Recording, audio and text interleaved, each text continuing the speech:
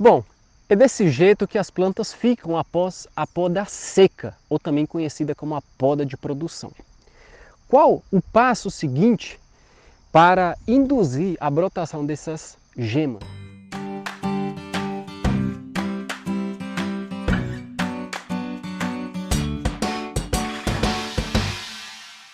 As videiras são plantas de clima temperado.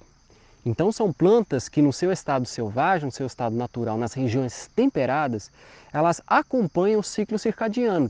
Significa o quê? Que elas brotam na primavera com o aumento das temperaturas e da chuva, a produção é no verão, acontece no verão, depois vem a época de outono, aí vem a diminuição gradativa da temperatura e encurtamento das horas de luz, e depois as plantas entram em dormência. Então, dormência não é mais do que um mecanismo de planta de clima temperado para suportarem as baixas temperaturas.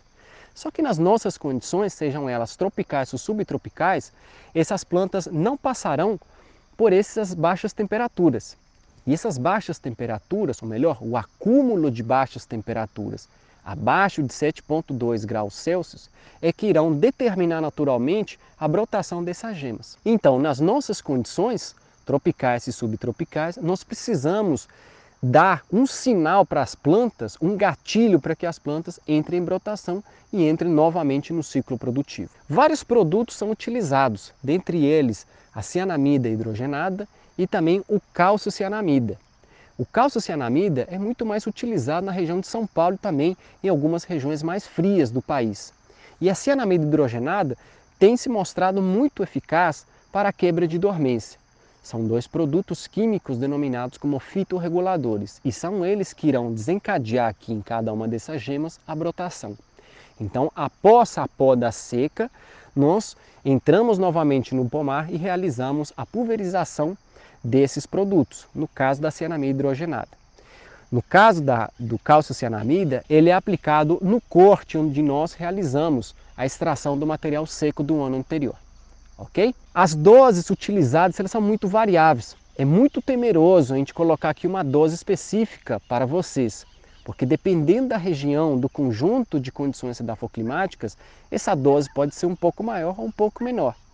No estado de São Paulo, diversos estudos já demonstram que nessa variedade aqui, na Niagara rosada, entre 1% e 2,1% tem se mostrado muito eficiente para a quebra de dormência.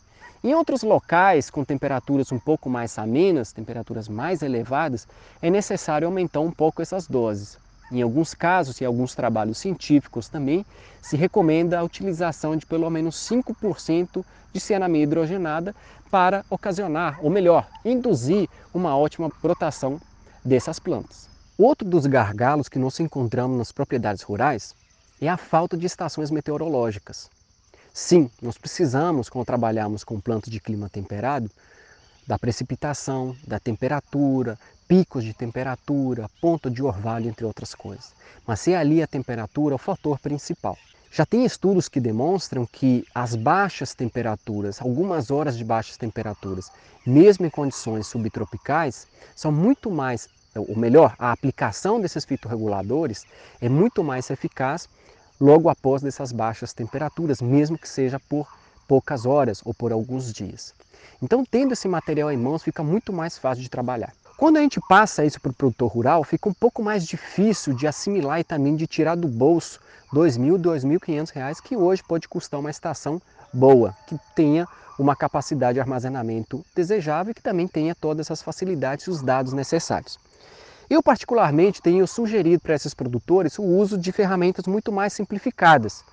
Isso aqui é um datalogger e ele tem o formato de um pendrive e ele mede picos de temperatura, tanto máximos quanto mínimos, picos de umidade relativa, tanto máximos quanto mínimos, e também o ponto de orvalho. São leituras, ou melhor, dados muito simplificados, mas que são ferramentas essenciais quando se trata de culturas de clima temperado.